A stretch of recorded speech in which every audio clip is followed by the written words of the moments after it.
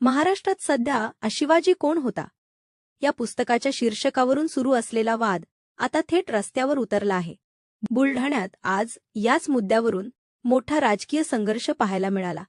आमदार संजय गायकवाड आणि पुस्तकाचे प्रकाशक प्रशांत आंबी यांच्यातील शाब्दिक युद्ध आता टोकाला पोहोचले आहे।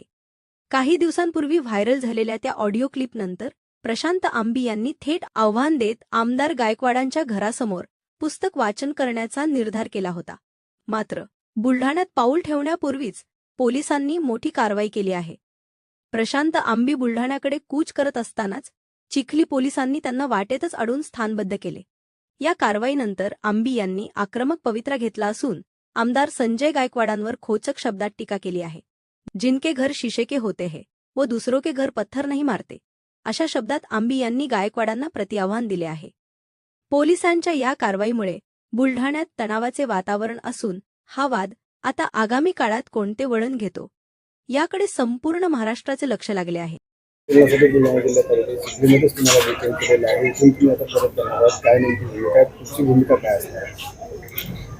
आज आम्ही खरं तर बुलढाणा जिल्ह्यामध्ये जिल्हाधिकारी कार्यालयापासून मोर्चाला सुरुवात होणार होती आणि आमदार संजय गायकवाड यांच्या घरावर मोर्चा आम्ही काढणार होतो आणि त्यांच्या दारात आम्ही कॉम्रेड गोविंद पानसरे यांचं शिवाजी कोण होता पुस्तकाचं वाचन करणार होतो। पण पोलिसांनी मला चिखलीमध्येच डिटेन केल्यामुळे खरं तर ही चांगलीच गोष्ट झाली। आम्ही आज 2 ठिकाणी आंदोलन केलं। तिथलं आंदोलनसुद्धा यशस्वी झालं आणि इथलं आंदोलनसुद्धा यशस्वी केलेलं आहे। फक्त पोलिसांनी अशा पद्धतीनं जी दडपशाही केलेली आहे त्या दडपशाहीचा मी परत एकदा निषेध करतो आणि आंदोलन आमचं सुरूच राहणार। उद्या एक प्रेस कॉन्फरन्स उद्या किंवा परवा आम्ही सिनियर कार्यकर्त्यांशी बोलून ठरवतोय। फक्त आमदार संजय गायकवाडांना मला जाता एवढंच सांगायचं आहे की जिनके घर शीशे के होते वो दूसरों के घर पर पत्थर नहीं मारा करते। त्यामुळं उद्याच्या प्रेस कॉन्फरन्सला मी का म्हणतोय याचं उत्तर त्यांना मिळेल। आता तुमचा प्रवास कसा असणार सगळं तुम्ही कोल्हापूर जाणार प्रयोजन करता? आम्ही बुलढाणा हा जिजाऊंचा जिल्हा आहे त्यामुळं सिंदखेड राजाला भेट देऊन जिजाऊंना वंदन करून आम्ही कोल्हापूरकडे निघतो। काय संदेश देशाल तुम्ही बुलढाणा लोकांना आणि संजय गायकवाड? आमदार संजय गायकवाड यांना मी पुन्हा एकदा हा संदेश देतोय की इथून पुढे कोणत्याही लेखकाला प्रकाशकाला फोन करताना त्यांनी पुस्तक वाचलं पाहिजे। ते कोणत्याही विचारधारेचं असू दे, ते त्यांच्या विचार म्हणजे भारतामध्ये अनेक विचारधारा आहेत। आंबेडकरवाद आहे, मार्क्सवाद आहे, हिंदुत्ववाद आहे, सावरकरवाद आहे, अशा अनेक विचारधारा आहेत। त्यामुळे ते कोणत्याही विचारधारेचं पुस्तक असू दे, आपल्याला जर त्या पुस्तकाबद्दल ऑब्जेक्शन असेल तर अगोदर ते आपण वाचलं पाहिजे। कारण की टीका जर करायची असेल तर वाचल्याशिवाय पर्याय नाही। त्यामुळं मी आता कन्फर्म मला माहीत नाही, मी असं ऐकलं की ते भवानी मंडपामध्ये येणार आहेत शिवाजी कोण होता या पुस्तकाचं वाचन करायला।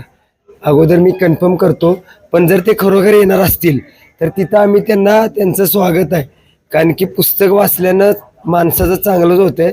कारण की शिक्षण हे वाघिणीचं दूध आहे, जो ते पिल तो गुरगरल्याशिवाय राहणार नाही। धन्यवाद। अन्याय झाला असं वाटतं का?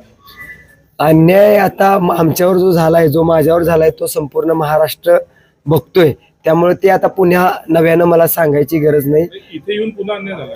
हो, इथे येऊन पुन्हा अन्यायच झालाय। पण ठीक आहे, कायदेशीर मार्गाने आम्ही त्यांच्यावर जी कलमं पडायला पाहिजेत ती सर्व कलमं आम्ही दाखल केल्याशिवाय शांत बसणार नाही।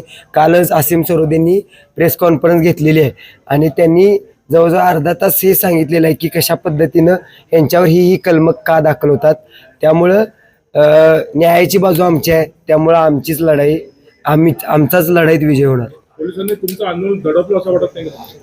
हा, ते वाटायचं वगैरे काय नाही, दडपलं हे आता संपूर्ण महाराष्ट्र पाहतो। ताज्या घडामोडी जाणून घेण्यासाठी शिवशाही न्यूज यूट्यूब चॅनलला सबस्क्राईब करा। आपण हा व्हिडिओ फेसबुकवर पाहत असाल तर फेसबुक पेज फॉलो करा आणि शिवशाही न्यूज.com या आपल्या वेबसाईटलाही भेट द्या।